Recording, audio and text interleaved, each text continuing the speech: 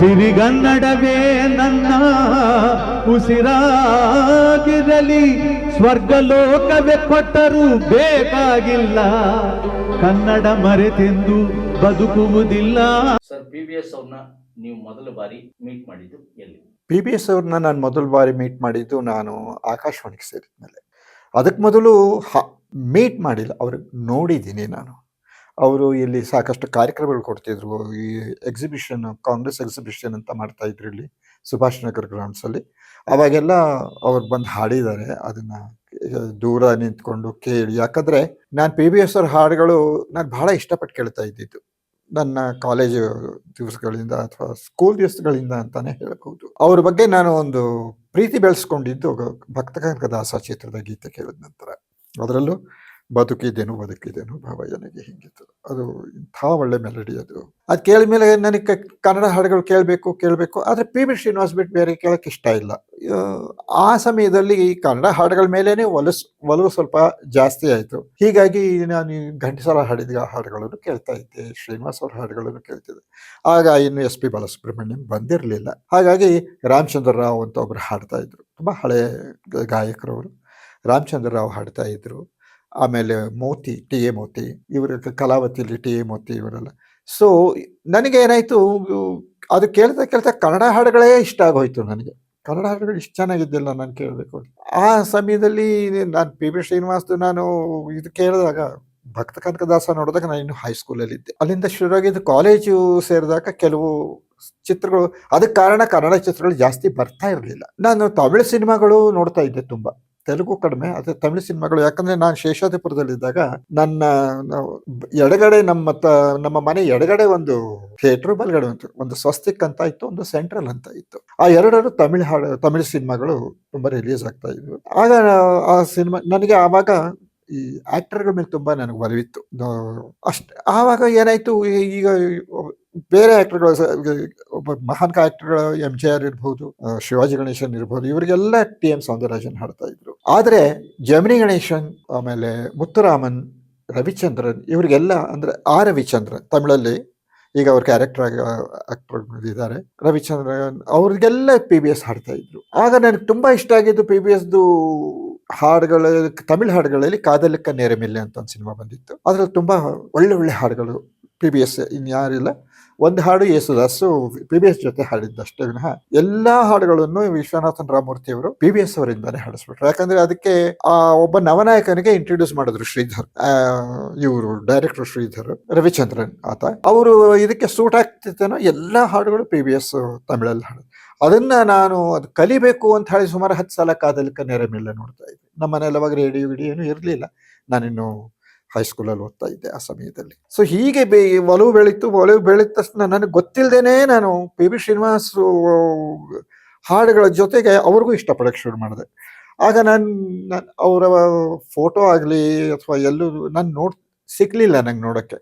ನಾನೇನೋ ಒಂದು ಬೇರೆನೇ ಒಂದು ನನ್ನ ಕಲ್ಪನೆ ಶ್ರೀನಿವಾಸ್ ಹೇಗಿರ್ತಾರೆ ಆ ಥರ ನಾನು ಇದು ಮಾಡಿಕೊಂಡು, ಅದು ಹಾಡು ಬಂದ ತಕ್ಷಣ ನನಗೆ ನನ್ನ ಕಲ್ಪನಾ ಮೂರ್ತಿನೇ ಹಾಡ್ತಾ ಇದೆ, ಇದು ನನ್ನ ಮುಂದೆ ಹಾಡ್ತಾ ಇದ್ದಾರೆ ಅನ್ನೋ ರೀತಿಲಿ ನಾನು ಅದನ್ನು ಅನುಭವಿಸ್ತಿದ್ದೆ ಹಾಡುಗಳನ್ನ. ಇದೇ ಆಯ್ತು. ಆಮೇಲೆ ಪೊಲೀಸ್ಕಾರನ್ ಮಗಳಂತ ಒಂದು ಪಿಕ್ಚರ್ ಬಂತು. ಅದರಲ್ಲಿ PB ಶ್ರೀನಿವಾಸ್ ತುಂಬ ಚೆನ್ನಾಗಿ ಹಾಡಿದ್ರು. 2 ಹಾಡು, ಒಂದು ಡ್ಯೂಯೆಟ್ ಹಾಡಿದ್ರು, ಇನ್ನೊಂದು ಸೋಲೋ ಹಾಡಿದ್ರು. ಹಾಗೆ ಈ ತಮಿಳು ಸಿನಿಮಾ ಯಾಕೆ ನೋಡಬೇಕು ಅಂದರೆ ಈ ಒಳ್ಳೆ ಹಾಡುಗಳಿಗೋಸ್ಕರ ತಮಿಳು ಸಿನಿಮಾ ನೋಡೋಕೆ ಶುರು ಮಾಡಿಬಿಟ್ಟೆ ನಾನು. ಜಮಿನಿ ಗಣೇಶನ್ ಸಿನಿಮಾ ಅಂದ್ರೆ ನಾನು ಹೋಗ್ತಿದ್ದೆ, ಯಾಕಂದ್ರೆ PB ಶ್ರೀನಿವಾಸ್ ಹಾಡ್ತಾರೆ ಅದರಲ್ಲಿ ಅಂತ ಹೇಳಿ. ಕನ್ನಡ ಅಂತೂ ಆಮೇಲೆ ರಾಜ್ಕುಮಾರ್ ಹಾಡುಗಳು ಸಿನಿಮಾಗಳು ಬಂದಾಗ ರಾಜ್ಕುಮಾರ್ ಮಾಡಿದ ಸಿನಿಮಾಗಳೇ ನೋಡ್ತಾ ಇದ್ದೆ ನಾನು. ಅಲ್ಲೂ PB ಶ್ರೀನಿವಾಸ್. ಹೀಗೆ ನನಗೆ ಗೊತ್ತಿಲ್ಲದೇನೆ PB ಶ್ರೀನಿವಾಸ್ ನನಗೆ ಆವರಿಸ್ಕೊಂಡ್ಬಿಟ್ಟು. ಸರಿ, ಕಾಲೇಜಲ್ಲಿ ಹೋದಾಗ ನನಗೆ ಸ್ವಲ್ಪ ಸಂಗೀತನೂ ಕಲಿತಾ ಇದ್ದೆ ಆ ಸಮಯದಲ್ಲಿ. ನಾನು ನಮ್ಮ ತಾಯಿಯವರು ಇದರಿಂದ ಆಶೀರ್ವಾದದಿಂದ ನಾನು ಸಂಗೀತ ಕಲಿತಿದ್ದೆ. ಹೀಗಾಗಿ ನನಗೆ ಹಾಡುಗಳನ್ನ ಗ್ರಾಸ್ ಮಾಡೋದಷ್ಟು ಕಷ್ಟ ಆಗ್ತಿರ್ಲಿಲ್ಲ. PB ಶ್ರೀನಿವಾಸ್ ಎಲ್ಲ ಹಾಡುಗಳು ನಾನು ಒಂಥರ ಬಾಯ್ಪಾಠ ಮಾಡ್ಕೊಂಡ್ಬಿಟ್ಟಿದ್ದೆ. ಅವಾಗ ಉಯ್ಯಾಲೆ ಇರಬಹುದು, ಆಮೇಲೆ ಯಾವುದೇ ಸಿನಿಮಾ ಬರಲಿ ನಾನು ನೋಡ್ತಾ ಇದ್ದಿದ್ದು ಹಾಡುಗಳಿಗೋಸ್ಕರ. ಆಮೇಲೆ ನಮ್ಮ ಸ್ವಸ್ತಿಕಲ್ಲಿ ಏನಾಗೋದು, ಸ್ವಸ್ತಿಕ್ ಥಿಯೇಟ್ರಲ್ಲಿ ಅವರು ನಮಗೆಲ್ಲ ಒಳಗೆ ಬಿಡೋರು. ಯಾಕಂದ್ರೆ ದಿನ ನೋಡ್ತಾ ಇದ್ರು. ನಾವು ಅಲ್ಲಿ ಕಾಂಪೌಂಡಲ್ಲಿ ಆ ಹಾಡು ಬಂದ ತಕ್ಷಣ ಆ ಬಾಗಿಲ ಹತ್ರ ಹೋಗಿ ನಿಂತ್ಕೊಂಡ್ಬಿಡ್ತಿದ್ದೆ ನಾನು ಆ ಹಾಡು ಕೇಳೋದಕ್ಕೆ. ಸೊ ಈ ಥರ ಬೆಳ್ಕೊಂಬಂತು. ಶ್ರೀನಿವಾಸ್ ಅವರು ನನ್ನಲ್ಲೇ ಬೆಳೆದ್ರು. ಅದರ ಜೊತೆ ಸಂಗೀತನೂ ನನ್ನಲ್ಲೇ ಬೆಳೀತು. ಹೌದಾ, ಹಾಡಬೇಕು ಅನ್ನೋದು ಹುಚ್ಚು ಶುರುವಾಯಿತು. ಕಾಲೇಜಲ್ಲಿ ಬಂದಮೇಲೆ ಈ inter class competition, inter college competition, inter university competition ಹೀಗೆ ಸುಮಾರು ಕಾಂಪಿಟೇಷನ್ಗಳಲ್ಲಿ ನಾನು ಇದು ಮಾಡಿ ಬರೀ ಶ್ರೀನಿವಾಸ್ ಅವ್ರ ಹಾಡೇ ಹಾಡ್ತಾ ಇದ್ದೀನಿ ನಾನು ಎಲ್ಲೂ. ನನಗೆ ಸಾಕಷ್ಟು ಪ್ರೈಸ್ಗಳು ಬಂದವು ಆ ಸಮಯದಲ್ಲಿ, ತುಂಬಾನೇ. ಅದರಲ್ಲೂ ಉಯ್ಯಾಲೆ ಹಾಡುಗಳಂತೂ ನಾನು ಬಹಳವಾಗಿ ಮೆಚ್ಕೊಂಡಿದ್ದ ಹಾಡುಗಳು. ಅದನ್ನು ತುಂಬಾ ಹಾಡ್ತಾ ಇದ್ದೆ ನಾನು, ಎಲ್ಲ ಕಡೆನೂ ಹಾಡ್ತಾ ಇದ್ದೆ. ಆಮೇಲೆ ಮಮತೆ, ತಾರೆ ಸಾವಿರ, ಆ ಹಾಡು, ಹೀಗೆ ಕೆಲವು ಸೆಲೆಕ್ಟಿವ್ ಅಂತ ಇಲ್ಲವೇ ಇಲ್ಲ. ನಾನು ಶ್ರೀನಿವಾಸ್ ಹಾಡೋದು ಅಂದ್ರೆ ಅದು ಒಳ್ಳೆ ಹಾಡುಗಳಂತಾನೆ ನಾನು ಆ ಇದರಲ್ಲಿ ನಾನು ತುಂಬಾ ಇಷ್ಟಪಡ್ತಾ ಇದ್ದೆ. ಆಮೇಲೆ ನನ್ನ ಕನಸು ಇದ್ದಿದ್ದು, ನಾನು ಯಾಕಂದ್ರೆ ನನ್ನ ತಾಯಿಯವರು ಆಕಾಶವಾಣಿಯಲ್ಲಿ ಅನೌನ್ಸರ್ ಆಗಿದ್ರು. 1946ರಿಂದ ಅನೌನ್ಸರ್ ಆಗಿದ್ರು ಅವರು, ಮೈಸೂರಿಂದ. ನಾನು ಹುಟ್ಟಿದ ಮೈಸೂರಲ್ಲಿ, ಬೆಳೆದಿದ್ದೆಲ್ಲ ಬೆಂಗಳೂರಲ್ಲಿ. 55ರಲ್ಲಿ ಆಕಾಶವಾಣಿ ಮೈಸೂರು ಬೆಂಗಳೂರಿಗೆ ಬಂತು. ಆಗ ನಾವೆಲ್ಲ ಮೈಸೂರಿಂದ ಮೈಗ್ರೇಟ್ ಆದ್ವಿ ಬೆಂಗಳೂರಿಗೆ. ನಾನು ಅವಾಗ ಸುಮಾರು 7 ವರ್ಷದವನು, ಪ್ರೈವೇಟ್ ಸ್ಕೂಲ್ ಓದ್ತಾ ಇದ್ದ ಅಲ್ಲಿಂದ. ಸೊ ಅವಾಗ ಪಿ ಶ್ರೀನಿವಾಸ್ ಜಾತಕ ಫಲ ನಾನು ಮೈಸೂರಲ್ಲೇ ನೋಡಿದ್ದು. ಅದು ಅವಾಗ ನನಗೆ ಅವರು ಮೊದಲ ಹೆಸರು ಪಿ ಶ್ರೀನಿವಾಸಾಚಾರಿ ಅಂತಾನೆ ಅದರಲ್ಲಿ. ಆಮೇಲೆ ನಾನು ಆಕಾಶವಾಣಿಗೆ ಸೇರಿದ ಮೇಲೆ ಆ ಡಿಸ್ಕ್ ನೋಡಿದ ತಕ್ಷಣ ಅದು ಪಿ ಶ್ರೀನಿವಾಸಾಚಾರಿ ಅಂತಾನೆ. ಸೊ ಹೀಗೆ ಶುರುವಾಗಿದ್ದು ಇದು ಹಾಡಿನ ಇದು. ಪಿ ಶ್ರೀನಿವಾಸ್ ಅವರು ಆತ್ಮೀಯತೆ ಹೀಗೆ ಬೆಳ್ಕೊಂಬಂತು. ನಾನು ಗೊತ್ತಿಲ್ದೇನೆ ನಾವು ಒಂಥರ ಆತ್ಮೀಯತೆ ಬೆಳೆಸ್ಕೊಂಡ್ಬಿಟ್ಟಿದ್ವಿ. ಪಿ ಶ್ರೀನಿವಾಸ್ ಅಂದ್ರೆ ಹೌದಪ್ಪ ಕನ್ನಡ. ಆಕಾಶವಾಣಿಗೆ ಸೇರಿದ ಮೇಲೆ ನಮ್ಮಲ್ಲಿ ಆರ್ ವೆಂಕಟಾಚಲ ಅಂತ ಒಬ್ರು ಪ್ರೊಡಕ್ಷನ್ ಅಸಿಸ್ಟೆಂಟ್ ಇದ್ರು. ನಾನು ಅನೌನ್ಸರ್ ಆಗಿ ಸೇರ್ಕೊಂಡೆ ಆಕಾಶವಾಣಿಗೆ 74ರಲ್ಲಿ. ಆಗ ಅವರು ಈ ತರ ಈ ಚಲನಚಿತ್ರದವ್ರ ಜೊತೆ ಬಹಳನೇ ಕ್ಲೋಸ್ ಆಗಿದ್ರು ಅವರು. ಆ ಸಮಯದಲ್ಲಿ ವಿಶೇಷ ನಂದನ ಕಾರ್ಯಕ್ರಮ ಅಂತ ಒಂದು ಕಾರ್ಯಕ್ರಮ, ವಿಶೇಷ ಬೃಂದಾವನ, ವಿಶೇಷ ನಂದನ ಅಂತ 2 ಕಾರ್ಯಕ್ರಮ ಮಾಡ್ತಾ ಇದ್ದಿದ್ದು. ಅವಾಗ ಈ ಸಿನಿಮಾದವ್ರಿಗೆಲ್ಲ ಕರೆಯೋದು, ಸ್ಟಾಲ್ವರ್ಡ್ಸ್ ಎಲ್ಲ ಬರೋರು. ಆಕಾಶವಾಣಿ ಅಂದ್ರೆ ಅವಾಗ ಒಂಥರ ಅದೊಂದೇ ಮೀಡಿಯಾ ಇದ್ದಿದ್ದು, ಈ ಟೆಲಿವಿಷನ್ ಏನು ಬಂದಿರಲಿಲ್ಲ. ಆಕಾಶವಾಣಿ ಕೇಳೋದೇ ಒಂದು ದೊಡ್ಡ ಖುಷಿ ಎಲ್ಲ ಜನರಿಗೆ. ಆ ಸಮಯದಲ್ಲಿ ನಾನು ಸೇರಿದ್ರಿಂದ ಎಲ್ಲೋ ಒಂದ್ ಕಡೆ ನನ್ನ ದನಿನೂ ಎಲ್ಲರೂ ಇಷ್ಟಪಡುತ್ತಿದ್ರೇನೋ ಅನ್ನೋ ಹಾಗೆ ನಾನು ಭಾವಿಸ್ಕೊಳ್ತಾ ಇದ್ದೆ. ನಾನು ಅನೌನ್ಸ್ಮೆಂಟ್ ಕೊಡ್ತೀನಿ. ಆಮೇಲೆ ಯಾವಾಗ ನನಗೆ ಆಕಾಶವಾಣಿ ಅನ್ನೋದು ಒಂದು ಸಿಕ್ತೋ, ಆ ಒಂದು ಪ್ಲಾಟ್ಫಾರ್ಮ್ ಸಿಕ್ತೋ, ಆದಷ್ಟು ಪಿ ಶ್ರೀನಿವಾಸ್ ಹಾಡುಗಳನ್ನು ಹಾಕಕ್ಕೆ ಶುರು ಮಾಡಿಬಿಟ್ಟೆ ನಾನು. ಅದು ಒಂದು ರೀತಿಯಲ್ಲಿ ಮೆಚ್ಚುಗೆನೂ ನನಗೆ ಸಿಕ್ತು. ಯಾಕಂದ್ರೆ ಪಿ ಶ್ರೀನಿವಾಸ್ ಹಾಡುಗಳು ನಾವು ಯಾವಾಗ ಶುರು ಮಾಡಿದ್ವಿ 74ರಲ್ಲಿ, 75, 76, 74ರಲ್ಲೇ ಅಥವಾ 75ರಲ್ಲಿ ಇರಬಹುದು, SPB ಅವರು ಎಂಟ್ರಿ ಆಯ್ತು ಕನ್ನಡಗೆ. ಸೊ SPB ಹಾಡುಗಳು ಅವ್ರದ್ದು ಒಂದು ಹಾಡು ಹಾಕಿದ್ರೆ ಇವ್ರದ್ದು 4 ಹಾಡು ಹಾಕ್ತಾ ಇದ್ದೆ ಪಿ ಶ್ರೀನಿವಾಸ್ದು. ಅದೇ ಬರೀ ಶ್ರೀನಿವಾಸ್ ಅವ್ರು ಹಾಡೋದೇ ಎಲ್ಲ, ಯುಗಳ ಗೀತೆಗಳು ಹಾಕ್ತಾ ಇದ್ದೆ. ತುಂಬಾ ಒಳ್ಳೆ ಹಾಡುಗಳನ್ನೇ ಹಾಕ್ತಿದ್ದೆ. ಹೀಗೆ ಬೆಳೀತಾ ಇತ್ತು. ಆ ಸಮಯದಲ್ಲಿ ಒಂದ್ಸಲ ಆಕಾಶವಾಣಿಗೆ ಶ್ರೀನಿವಾಸ್ ಅವ್ರು ಬಂದ್ರು. ನಾನು ಮೊದಲನೇ ಸಲ ಶ್ರೀನಿವಾಸ್ ಅವ್ರು ನೋಡಿದ್ದ ಅಲ್ಲಿ ಆಕಾಶವಾಣಿ ಪ್ರೆಮಿಸಸ್ ಅಲ್ಲೇ ನೋಡಿದ್ ನಾನು. ಸೊ ಪಿ ಶ್ರೀನಿವಾಸ್ ಬರ್ತಾ ಇದ್ದಾರೆ ಅಂತ ನಮಗೆ ಗೊತ್ತಾದ ತಕ್ಷಣ ನನ್ನ ಡ್ಯೂಟಿ ಮುಗಿದ್ರು ನಾನು ಕಾಯ್ತಾ ಇದ್ದೆ. ನೋಡೇ ಬಿಡ್ಬೇಕು ಅವ್ರಿಗೆ ಅಂತ ಹೇಳಿ ಕಾಯ್ತಿದ್ದೆ. ಆಮೇಲೆ ಬಂದ್ರು, ಅಜಾನುಭಾವು, ಏನ್ ಅಷ್ಟು ಹತ್ರ ಇದ್ದಾರೆ, ಗಾತ್ರ ಒಳ್ಳೆ ಪೈಲ್ವಾನ್ ಇದ್ದಂಗಿದ್ರು ಅವರು, ಒಳ್ಳೆ ಟೋಪಿ ಹಾಕೊಂಡು. ಅದು ನೋಡಿದ್ರೆ ಸುಮಾರು ಒಂದು 6.5 ಅಡಿ ಮನುಷ್ಯ ಏನೋ ಈತ ಅನ್ನೋ ಹಾಗೆ ಕಾಣಿಸ್ತಾ ಇದ್ರು ನನಗೆ. ಆಮೇಲೆ ಅವ್ರು ಬಂದ್ರು, ಎಲ್ಲರಿಗೂ ನಾನು ಅಲ್ಲೇ ನಿಂತಿದ್ದೆ. ನಮ್ದು ಹುಡುಗ ಬುದ್ಧಿ ಅದು, ಸ್ವಲ್ಪ ಮುಂದೆ ಹೋಗಿ ನಿಂತ್ಕೊಂಡು ಅವ್ರಿಗೆ ನೋಡ್ತಾ ಇದ್ದೆ. ಆಮೇಲೆ ಇವ್ರು ಯಾರು ಅಂದ್ರು. ಆಮೇಲೆ ಅವ್ರು ಇಂಟ್ರೊಡ್ಯೂಸ್, ಇವ್ರ ಅನೌನ್ಸರು ಹೊಸದಾಗಿ ಇದ್ದಾರೆ, ಸೇರ್ಕೊಂಡಿದ್ದಾರೆ, ಜೂನಿಯರ್ ಅನೌನ್ಸರ್ ಆಗಿದ್ದಾರೆ. ಹೌದು. ಅವ್ರ ಕನ್ನಡ ನನಗೆ ಯಾಕೆ ತುಂಬಾ ಇಷ್ಟ ಆಯ್ತು, ಅವ್ರು ಮಾತಾಡೋ ಕನ್ನಡ ಅಂದ್ರೆ ಆ ಕನ್ನಡದ ಇದರಲ್ಲಿ ಆ ತೆಲುಗು ಲಿಂಗರಿಂಗ್ ಇತ್ತು. ಅವ್ರು ಮಾತಾಡ್ತಿದ್ರೆ ಎಲ್ಲ ತೆಲುಗು ಕೇಳ್ತಾ ಇದ್ದೀನೇನೋ ಅಂತ. ಯಾಕಂದ್ರೆ ಅದು ಅವ್ರು ಹುಟ್ಟ ತೆಲುಗರು. ಆದ್ರೆ ಅವರು ಯಾವುದೇ ಒಂದು ಪದ ಆಗಲಿ ಅಥವಾ ಒಂದು ಸೆಂಟೆನ್ಸ್ ಮುಗಿಸುವಾಗ ನಾ ಬಂದನು, ನಾ ಹೋದೆನು, ಈಗ నేను ವಸ್ತೀನಿ, ನೆಪೋಸ್ತೀನಿ, ಈ ಇದ್ರಲ್ಲಿ ಬರುತ್ತಲ್ಲ ಆ ಥರ, ಅದೂ ತುಂಬಾ ಇಷ್ಟ. ಅದನ್ನ ನಾನು ಅಳವಡಿಸ್ಕೊಂಡ್ಬಿಟ್ಟೆ. ನಾನು ಜನರ ಜೊತೆ ಮಾತಾಡುವಾಗ ನಾ ಈಗ ಬಂದನು, ನಾನು ಈಗ ಹೋದೆನು, ಆ ಥರದೊಂದು ಪ್ರೀತಿ ಅವರಲ್ಲಿ ಹುಟ್ಟುಬಿಡ್ತು. ಅವ್ರು ತುಂಬಾ ಇಷ್ಟ ಆಯ್ತು. ಆಮೇಲೆ ಪ್ರೋಗ್ರಾಮ್ ಮುಗಿಸ್ಕೊಂಡು ಹೋದ್ರು ಅವರು. ಈ ಪ್ರೋಗ್ರಾಮ್ ರೆಕಾರ್ಡಿಂಗ್ ಆಗೋವರೆಗೂ ಅಲ್ಲೇ ನಿಂತಿದ್ದೆ ನಾನು. ಆಮೇಲೆ ಇವನ್ ಆ ಪ್ರೋಗ್ರಾಮು ಮತ್ತೆ ಡಬ್ಬಿಂಗ್ ಮಾಡಿ, ಮಿಕ್ಸಿಂಗ್ ಮಾಡಿ ಎಲ್ಲದಕ್ಕೂ ನಾನು ಅಸಿಸ್ಟೆಂಟ್ ಆಗಿ ವೆಂಕಟಾಚಲ ಅವ್ರ ಜೊತೆ ವರ್ಕ್ ಮಾಡಿದೆ. ಅವಾಗ ಅಲ್ಲಿಂದ ಅವ್ರಿಗೂ ಏನೋ ಇವನಿಗೆ ಇಷ್ಟ ಇದೆ ಈ ಕಾರ್ಯಕ್ರಮ. ಅವರು ನನಗೆ ಕಾರ್ಯಕ್ರಮಗಳು ಹೇಗೆ ಮಾಡೋದು ಅಂತ ತಿಳಿಸ್ಕೊಂಡು ನೋಡಿ ಕಲಿತೆ ನಾನು. ತುಂಬಾ ಆರ್ಟಿಸ್ಟ್ಗಳು ಬರೋರು, ಅವ್ರದ್ದೆಲ್ಲ ಕಾರ್ಯಕ್ರಮ ನಾವು ರೆಕಾರ್ಡ್ ಮಾಡೋದು, ಆಮೇಲೆ ಮಿಕ್ಸಿಂಗ್ ಮಾಡೋದು, ಡಬ್ಬಿಂಗ್ ಮಾಡೋದು, ಸಾಂಗ್ಸ್ ಮಿಕ್ಸ್ ಮಾಡೋದು, ಇವೆಲ್ಲ ಮಾಡ್ತಾ ಇದ್ವಿ. ನಮ್ಮಲ್ಲಿ ಒಬ್ರು TR ರೆಡ್ಡಿ ಅಂತ ಡೈರೆಕ್ಟರ್ ಬಂದ್ರು. ಅವ್ರು ಬಂದಾಗ ಪಿ ಶ್ರೀನಿವಾಸ್ ಅವ್ರಿಗೆ ಕರೆಸ್ಬೇಕು ಅಂತ ಅವರೊಂದು ಏನೋ ಪ್ಲಾನ್ ಇಟ್ಕೊಂಡಿದ್ರು. ಒಂದು ಕನ್ನಡ ಗಜಲ್ಗಳು ಹಾಡಬೇಕು ಅಂತ. ಪಿ ಶ್ರೀನಿವಾಸ್ ಅವರು 4 ಕನ್ನಡ ಗಜಲ್ಗಳನ್ನ ರೆಕಾರ್ಡ್ ಮಾಡಿ, ಅದು ಡಿಸ್ಕ್ ಇದೆ ನಮ್ಮ ಹತ್ರ. ಆಕಾಶವಾಣಿಯಲ್ಲಿದೆ. ಅದನ್ನು ಅವರು ಇಲ್ಲಿ ಹಾಡ್ತೀನಿ. ಅವ್ರು ತುಂಬ ಒಳ್ಳೆ ಕಂಪೋಸರು ಶ್ರೀನಿವಾಸ್ ಅವರು. ಆವಾಗ ಬಂದು ನಮ್ಗೆ ಖುಷಿ ಆಯಿತು. ಸರಿ, ರೆಕಾರ್ಡಿಂಗ್ ಆಯಿತು, ಎಲ್ಲ ಆಯಿತು. ಹಿಂದಿ ಗಜಲ್ಗಳನ್ನು ಹಾಡಿದ್ರು ಅವರು. ಅವರೇ ಬರೆದಿದ್ದು ಹಿಂದಿ ಗಜಲ್ಗಳು. ಅದು ಉರ್ದು ಪ್ರೋಗ್ರಾಮ್ಗೋಸ್ಕರ ಹಾಡಿದ್ರು. ಸ್ವಲ್ಪ ಉರ್ದುನೂ ತುಂಬ ಚೆನ್ನಾಗೇ ಬರ್ತಾ ಇತ್ತು ಅವ್ರಿಗೆ. ತುಂಬ ಈವನ್ ಚೆನ್ನಾಗಿ ಓದ್ತಾ ಇದ್ರು ಉರ್ದು ಅವರು. ಉರ್ದುನೇ ಸ್ವಲ್ಪ, ಯಾಕಂದರೆ ಪೂರ್ತಿ ಉರ್ದು ಆಗೋದೆ ಅವರು ಇದರಲ್ಲೇ ಒಂದು ಗಜಲ್ಗಳನ್ನು ಬರೋದು. ಒಳ್ಳೆ ಗಜಲ್ಗಳ 4 ಗಜಲ್ ರೆಕಾರ್ಡ್. ಅದರಲ್ಲಿ ಒಂದು ಗಜಲಲ್ಲಿ ರೆಕಾರ್ಡ್ ಆಗಿಬಿಟ್ಟು ಅವರು ಹೊರಟರು, ಎಲ್ಲ ಆಯಿತು. ಆಮೇಲೆ ಏನು ಮಾಡಿದ್ರು, ಕೇಳೋಣ ಇನ್ನೊಂದ್ಸಲ ಎಲ್ಲ. ಶ್ರೀನಿವಾಸ್ ಅವರು ಹೊರಟೋದ್ರು. ಅವರು ಅವಾಗ ವುಡ್ಲ್ಯಾಂಡ್ಸ್ ಅಲ್ಲೇ ಇಳ್ಕೊಂಡಿದ್ರು. ಸೊ ಅವ್ರು ಹಾಕಿದ್ದಾರೆ, ಕೇಳ್ತಾರೆ. ನಮ್ಮ ತಾಯಿ ಯಾವತ್ತು ಡ್ಯೂಟಿಯಲ್ಲಿದ್ದರು. ನಮ್ಮ ತಾಯಿ ಡ್ಯೂಟಿಯಲ್ಲಿದ್ದರು. ಹಿಂಗೆ ಪಾಸ್ ಆದರು. ಇವರೆಲ್ಲ ಕೇಳ್ತಾ ಕೂತಿರೋ ಪಾಸ್. ಹಾಗೆ ನಿಂತ್ಕೊಂಡ್ಬಿಟ್ರು ನಮ್ಮ ತಾಯಿ. ನಿಂತ್ಕೊಂಡು ಇದು ಒಂದು ವ್ಯಾಕರಣ ಸ್ವಲ್ಪ ತಪ್ಪಿದೆ, ಅದು ಸ್ತ್ರೀಲಿಂಗ ಇರಬೇಕು, ಅವ್ರು ಪುಲ್ಲಿಂಗ ಹಾಡಿದ್ದಾರೆ ಅಂತ ಹೇಳಿದ್ರು. ಹೌದಾ, ಇಲ್ಲಮ್ಮ, ಅವ್ರು ಬಂದರು, ಹಾಡಿದ್ರು, ಎಲ್ಲ ಸರಿ ಇದೆ. ಇಲ್ಲ ಇದು ಸ್ತ್ರೀಲಿಂಗದಲ್ಲಿ ಎಂಡ್ ಆಗಬೇಕಿದ್ದು, ಪುಲ್ಲಿಂಗದಲ್ಲಿ ಎಂಡ್ ಮಾಡಿದ್ದಾರೆ. ಯಾವುದೋ ಥೀನೋ ಏನೋ ಒಂದಿತ್ತು, ಅದು ಥಾ ಅಂತ ಇಷ್ಟೇ. ಬಿಟ್ಟಿದ್ರೆ ಬಿಟ್ಟಾಕ್ಬಿಡ್ಬೋದಾಗಿತ್ತು. ಅದನ್ನ ಯಾರು ಕ್ವಶನ್ ಮಾಡ್ತಿರ್ಲಿಲ್ಲ. ಹಂಗೆ ಹೇಳ್ಬಿಟ್ಟು ಹೊರಟೋದ್ರು ನಮ್ಮಮ್ಮ. ರೆಡ್ಡಿ ಅವ್ರು ಏನು ಮಾಡಿದ್ರು, ಇಷ್ಟು ಒಳ್ಳೆ ಗಾಯಕ, ಇಷ್ಟು ಚೆನ್ನಾಗಿ ಹಾಡಿರ್ಬೇಕು, ಇದೊಂದು ಯಾಕೆ ತಪ್ಪು ಹೋಗ್ಬೇಕು, ಯಾರೋ ಒಬ್ರು ಕೇಳಬಹುದು, ಅದನ್ನ ಕ್ವಶನ್ ಮಾಡಬಹುದು, ನಮ್ಮ ಡೈರೆಕ್ಟರೇಟಿಗೆ ಬರೀಬಹುದು.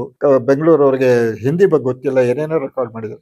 ಇವೆಲ್ಲ ಯೋಚನೆ ಮಾಡಿಬಿಟ್ರು ನಮ್ಮ ಡೈರೆಕ್ಟ್. ಆಮೇಲೆ ಫೋನ್ ಮಾಡಿದ್ರು, ವುಡ್ಲ್ಯಾಂಡ್ಸಿಗೆ ಫೋನ್ ಮಾಡಿದ್ರು. ಇದ್ರು, ಸ್ವಲ್ಪ ಬರ್ಬೇಕು ನೀವು, ಏನು ಒಂದು ಸಣ್ಣ ಮಿಸ್ಟೇಕ್ ಆಗಿದೆ, ಅದನ್ನ ನೀವು ಸರಿ ಮಾಡಿ. ಎಲ್ಲ ಕೇಳಿದ್ರಲ್ಲ, ಎಲ್ಲ ಸರಿ ಇದೆಯಲ್ಲ ಅಂತ. ಇಲ್ಲ ಒಂದು ಮಿಸ್ಟೇಕ್ ಆಗಿದೆ, ಬನ್ನಿ ಅಂತ ಹೇಳಿ ಪಿ ಶ್ರೀನಿವಾಸ್ ಬಂದ್ರು. ಆಮೇಲೆ ಕೇಳಿಸಿದ್ರು, ನೋಡಿ ಇದು ಥೇ ಅಂತಿರ್ಬೇಕಾಗಿದೆ, ಥಾ ಅಂತ ಹಾಡಿದ್ದೀರ. ಆಮೇಲೆ ಗಾಬರಿ ಆಗ್ಬಿಟ್ರು. ಹೌದು, ಇದು ತಪ್ಪು ನಾನು ಮಾಡಿರೋದು. ನಾನು ಬರ್ಕೊಂಡಿರೋದು ಥೇನೇ ಬರ್ಕೊಂಡಿದ್ದೀನಿ, ಹಾಡೋವಾಗ ಥಾ ಅಂತ ಹಾಡ್ಬಿಟ್ಟಿದ್ದೀನಿ. ಆಮೇಲೆ ಆ ಒಂದು ಇಡೀ ಆ ಸ್ಟ್ಯಾನ್ಸ್ ಅಷ್ಟೂ ಮತ್ತೆ ನಮ್ಮ ಆರ್ಟಿಸ್ಟ್ಗಳೆಲ್ಲ ಕರೆಸಿ ಅದು ರೆಕಾರ್ಡ್ ಮಾಡ್ಕೊಂಡು ಆ ಒಂದು ಅಕ್ಷರಕ್ಕೋಸ್ಕರ ಅವ್ರು ಬಂದರು. ಆ ಒಂದು ಅಕ್ಷರ ಸರಿ ಮಾಡೋಕ್ಕೋಸ್ಕರ ನಮ್ಮ ಎಲ್ಲ ಕಲಾವಿದರು ಅಲ್ಲಿ. ಅದು ತುಂಬ ಚೆನ್ನಾಗಿ. ಆಮೇಲೆ ಇದು ಯಾರು ನಿಮಗೆ ಇದು ಯಾರು ನಿಮಗೆ ತೋರಿಸ್ಕೊಟ್ಟಿದ್ದು ಈ ತಪ್ಪು? ಇಲ್ಲ, ನಮ್ಮಲ್ಲಿ ಆಕಾಶವಾಣಿ ಇದೆ, ನಮ್ಮಲ್ಲಿ ಅನೌನ್ಸರ್ ಆಗಿದ್ದಾರೆ ಲಕ್ಷ್ಮೀಬಾಯಿ ಅಂತ, ಅವರು ಹಿಂದಿಲಿ MA ಮಾಡಿದ್ದಾರೆ. ಅವರು ಪಾಯಿಂಟ್ ನಾನು ನೋಡ್ಬೇಕು ಅವ್ರಿಗೆ. ಆಮೇಲೆ ಅಲ್ಲೇ ನಮ್ಮ ತಾಯಿನೂ ಡ್ಯೂಟಿಲೇ ಇದ್ದರು. ಸಂಜೆ ಸುಮಾರು 4:30-5 ಗಂಟೆ ಆಮೇಲೆ ಬಂದು, ಅಮ್ಮ ನಿಮ್ಮಿಂದ ಭಾಳ ಉಪಕಾರ ಆಯಿತು, ಇಷ್ಟೆಲ್ಲ ಮಾಡಿದವರು, ಇದೆಲ್ಲ ಮೊಸರಲ್ಲಿ ಕಲ್ ಸಿಕ್ದಂಗೆ ಸಿಕ್ಬಿಡೋದು, ಇದು ಅದನ್ನ ತಪ್ಪಿಸಿದ್ರಿ ನೀವು, ಥ್ಯಾಂಕ್ ಯು ಅಂತೇಳಿ. ಇಲ್ಲ, ಕೇಳದೆ ಏನೋ ನನ್ನಂದೇ ಕ್ಷಮಿಸಿ, ಕ್ಷಮಿಸಿ ನಾನು ಕೇಳಬೇಕು, ನೀವಲ್ಲ, ನಾನು ಕ್ಷಮೆ ಕೇಳ್ತೀನಿ ನಿಮಗೆ ಅಂತ ಒಂದು 10 ನಿಮಿಷ ಎಲ್ಲ ಜೊತೆ ಕೂತ್ಕೊಂಡು ಮಾತಾಡಿದೆ. ಇಂಥ ಒಂದು ವ್ಯಕ್ತಿತ್ವ. ತಪ್ಪೆ ಯಾರು ಮಾಡಿದ್ರು. ಅದಾದಮೇಲೆ ಇನ್ನೊಮ್ಮೆ ಸ್ವಲ್ಪ ವರ್ಷಗಳೇ ಅದು. ಯಾಕಂದ್ರೆ ಬೆಂಗಳೂರು ಬರ್ತಿದ್ದಿದ್ದು ತುಂಬ ಕಡಿಮೆ. ಪಿ ಶ್ರೀನಿವಾಸು ರೆಕಾರ್ಡಿಂಗು ಮದ್ರಾಸಲ್ಲೇ ಮಾಡ್ಕೊಂಡು ಮಾಡೋರು. ಮತ್ತೆ ಒಂದು ಶ್ರೋತೃ ಬೃಂದಾವನನೋ ಅಥವಾ ಹೀಗೆ ಯಾವುದೋ ಒಂದು ಬೃಂದಾವನ, ವಿಶೇಷ ಬೃಂದಾವನಕ್ಕೆ ಬಂದರು. ಆವಾಗ 7:45 8:15 1 hour ಪ್ರೋಗ್ರಾಮ್ ಇತ್ತು ನಮ್ಮದು ಬೃಂದಾವನ ಅಂತ ಹೇಳಿ ವಿವಿಧ ಭಾರತಿಲಿ. ನಾನು ವಿವಿಧ ಭಾರತಿಲಿ ಅನೌನ್ಸರ್ ಆಗಿದ್ದೆ. PBS ಬರ್ತಾರೆ ಅಂದ ಕೂಡಲೇ, ಮೋಹನ್ PBS ಬರ್ತಾ ಇದ್ದಾರೆ, ಎಲ್ಲ ರೆಡಿ ಮಾಡ್ಕೊಳ್ಳೋಣ. ಸರಿ, ಬಂದರು. ಹೇಳಿ ಟೈಮಿಗೆ ಬರೋರು, ಒಟ್ಟಾಗಿ ಬಂದ್ಬಿಡೋರು. ಆವತ್ತು ವುಡ್ಲ್ಯಾಂಡ್ಸ್ ಅಲ್ಲಿ ಉಳ್ಕೊಂಡಿದ್ರು. ಬಂದ್ಮೇಲೆ ಒಂದು ಎಲ್ಲ ಪ್ರೋಗ್ರಾಮ್ ಇದು ಮಾಡೋದು. ಅಷ್ಟರಲ್ಲಿ ಅವರು ನಮ್ಮ ಕನ್ನಡ ಹೆಂಗೆ ಅಂತ ಪಳಗ್ಬಿಟ್ಟಿದ್ರು. ಮಾತಾಡೋದು ಬಹಳ ಇಂಪ್ರೂವ್ ಆಗಿ ಹೋಗಿತ್ತು ಅವ್ರದ್ದು. ಯಾಕಂದ್ರೆ ರಾಜ್ಕುಮಾರ್ ಅವ್ರ ಜೊತೆ ಅವ್ರು ಕನ್ನಡದಲ್ಲೇ ಮಾತಾಡ್ತಿದ್ರು, ಬೇರೆ ಭಾಷೆಯಲ್ಲಿ ಮಾತಾಡ್ತಿರ್ಲಿಲ್ವಂತೆ. ತಮಿಳು ರಾಜ್ಕುಮಾರ್ ಜೊತೆ ಮಾತಾಡ್ತಿರ್ಲಿಲ್ವಂತೆ, ಬರೀ ಕನ್ನಡದಲ್ಲೇ ಹೀಗಾಗ್ಬಿಟ್ಟು ಈ ಕಲಾವಿದರ ಜೊತೆ ಮಾತಾಡಿ ಕನ್ನಡದಲ್ಲಿ ಸ್ವಲ್ಪ ಆ ಇಂಪ್ರೊವೈಸೇಷನ್ ಅವರಲ್ಲಿ ಇತ್ತು. ಬಂದ್ರು, ಎಲ್ಲ ಪ್ರೋಗ್ರಾಮ್ ಎಲ್ಲ ಆಯ್ತು. ಆಮೇಲೆ ನೀವೇ ಇದ್ದೀರೋ ಅಂತ ಆ ಮಟ್ಟಕ್ಕೆ ಅವರು ನನ್ನ ರೆಕಗ್ನೈಸ್, ನೀವೇ ಇದ್ದೀರೋ, ಬಹಳ ಸಂತೋಷ ಅಂತ ಹೇಳಿದ್ರು. ಆಮೇಲೆ ನಿಮ್ಮ ಹೆಸರು ಒಂದು ಮೋಹನ್ ಅಂತ. ಮೋಹನ ಒಳ್ಳೆ ರಾಗ. ಈ ಸಂಗೀತನೇ ಅವ್ರ ಭಾಷೆ. ಮೋಹನ ಭಾಳ ಒಳ್ಳೆ ರಾಗ, ಬಹಳ ಸಂತೋಷ ಆಯಿತು ಅಂತೇಳಿ. ಕಾಫಿ ಕುಡಿಯೋಣ ಅಂದರು. ಎಲ್ಲ ಕೂತ್ಕೊಂಡ್ವಿ, ಕಾಫಿ ಕುಡಿದ್ವಿ, ಎಲ್ಲ ಆಯಿತು. ನಾನು ಈ ಕೆಲಸಕ್ಕೆ ಸೇರೋಕ್ಕೆ ಮುಂಚೆ ಇದು ಒಂದು ಸೆಗ್ಮೆಂಟ್. ಶ್ರೀನಿವಾಸ್ ಅವರಿಗೆ ನಾನು ನನ್ನ ಆಕಾಶವಾಣಿಯಲ್ಲಿ ನೋಡಿದೆ. ಅದಕ್ಕೂ ಮೊದಲು ನಾನು ಒಬ್ಬ ಆರ್ಕೆಸ್ಟ್ರಾ ಸಿಂಗರ್ ಆಗಿದ್ದೆ. ಆರ್ಕೆಸ್ಟ್ರಾಗಳಲ್ಲಿ ಹಾಡ್ತಾ ಇದ್ದೆ. ಒಂದು ಕಾರ್ಯಕ್ರಮ, ಆಮೇಲೆ ನಾನು ಕೆಲಸಕ್ಕೆ ಸೇರಿದ ಮೇಲೂ ಸಹ, ಅನೌನ್ಸರ್ ಆದಮೇಲೂ ಸಹ ನಾನು ಅದು ಕಂಟಿನ್ಯೂ ಮಾಡ್ತಾ ಇದ್ದೆ. ಯಾಕಂದರೆ ನಮಗೆ ಶಿಫ್ಟ್ಗಳು ಇದ್ದಿದ್ದರಿಂದ ನನ್ನ ಕಾರ್ಯಕ್ರಮಗಳಿಗೇನು ತೊಂದರೆ ಇರ್ತಿರಲಿಲ್ಲ. ಅಕಸ್ಮಾತ್ ಈವ್ನಿಂಗ್ ಶಿಫ್ಟ್ ಯಾರ್ಯಾವ್ದಾದ್ರು ಇದ್ರೆ ನಾನು ಕೇಳಿಕೊಂಡು, ನೀವು ಇವತ್ತು ಈವ್ನಿಂಗ್ ಮಾಡಿ, ನಾಳೆ ನಿಮ್ದು ನಾನು ಮಾಡ್ತೀನಿ, ಈ ಥರ ನಾವು ಅಂಡರ್ಸ್ಟ್ಯಾಂಡಿಂಗಲ್ಲಿ ಕಾರ್ಯಕ್ರಮಗಳಲ್ಲಿ ನಾನು ತಪ್ಪಿಸ್ಕೋತಿರ್ಲಿಲ್ಲ. ITIಯಲ್ಲಿ ಒಂದು ಕಾರ್ಯಕ್ರಮ ಆಯಿತು. ಯಾರ್ದು ಅಲ್ಲಿ ಕನ್ನಡ ಸಂಘದ್ದು. PB ಶ್ರೀನಿವಾಸ್ ಬರ್ತಾರೆ ಅಂತ ಗೊತ್ತಾಯಿತು. ನಮ್ಮ ಆರ್ಕೆಸ್ಟ್ರಾಗೆ ಬುಕ್ ಮಾಡಿದರು. ನಾವು 2 ಮೇಲ್ ಸಿಂಗರ್ಸು, 2 ಫೀಮೇಲ್ ಸಿಂಗರ್ಸ್ ಹಾಡ್ತಾ ಇದ್ವಿ. ಸರಿ, ಅಯ್ಯೋ ಸದ್ಯ ಪಿ ವಿ ಶ್ರೀನಿವಾಸ್ ಹಾಡ್ತಾರಲ್ಲ ಸಾಕು, ಕೂತು ಎದುರುಗಡೆ ಕೂತ್ಕೊಂಡು ಕೇಳೋ ಒಂದು ಭಾಗ್ಯ ಬರುತ್ತಲ್ಲ. ನಮ್ಮ ಆರ್ಕೆಸ್ಟ್ರಾ ಹುಡುಗರಿಗೂ ತುಂಬ ಖುಷಿ ಆಯಿತು, ಶ್ರೀನಿವಾಸಿಗೆ ನುಡಿಸ್ತೀವಿ ನಾವು ಅಂತ ಹೇಳಿ. ಸರಿ ಬಂದರು, ಹೋದ್ವಿ ನಾವು ಆಡಿಟೋರಿಯಮ್ಗೆ ಹೋದ್ವಿ, ITI ಆಡಿಟೋರಿಯಮ್ಗೆ. ಅವರು ಬಂದರು, ಎಲ್ಲ ಆಯಿತು. ಅವ್ರಿಗೆ ಅವತ್ತು ಸ್ವಲ್ಪ ಇದು ಗಂಟಲು ಕೈ ಕೊಟ್ಟಿತ್ತು, ಬಿಸಿನೀರು ಕುಡಿದ್ರು ಮಾಡಿದ್ರು. ಈ ಕೆಲವು ಹಾಡುಗಳು ಸ್ವಲ್ಪ ಹೈ ಪಿಚ್ ಹೋಗೋ ಹಾಡುಗಳನ್ನ ಸ್ವಲ್ಪ ಕಷ್ಟಪಟ್ಟು ಹಾಡಿದ್ರು. ಆಮೇಲೆ ಏನು ನನಗೆ ಕರೆದ್ರು, ಇಲ್ಲಿ ಬನ್ನಿ, ಇಲ್ಲಿ ನೀವು ಸಿಂಗರು, ಈ ಆರ್ಕೆಸ್ಟ್ರಾ ಜೊತೆ ಈ ಹಾಡು ನೀವು ಹಾಡಿ ಮತ್ತು ಅನೌನ್ಸ್ ಏನು ಮಾಡಿದ್ರು ಗೊತ್ತಾ, ನನ್ನ ಸಹಗಾಯಕರು ಈ ಹಾಡನ್ನು ನಿಮಗೋಸ್ಕರ, ನನ್ನ ಹಾಡನ್ನು ನಿಮಗೋಸ್ಕರ ಹಾಡುತ್ತಾರೆ ಅಂತ ಅವರೇ ಅನೌನ್ಸ್ ಮಾಡಿ ನನ್ನ ಕೈಗೆ ಮೈಕ್ ಕೊಟ್ಟರು. ಸೊ ಹೀಗೆ ಕಾರ್ಯಕ್ರಮ ಆಯಿತು, ನಡೀತು. ಆಮೇಲೆ ಹೇಳೋದು ಈ ಥರ ನೋಡಿ ಕೆಲವು ಸಲ ಆಗ ಹೋಗುತ್ತೆ. ಆ ಸಮಯದಲ್ಲಿ ಯಾರೋ ನಮಗೆ ಸಹಾಯ ಮಾಡ್ತಾರೆ.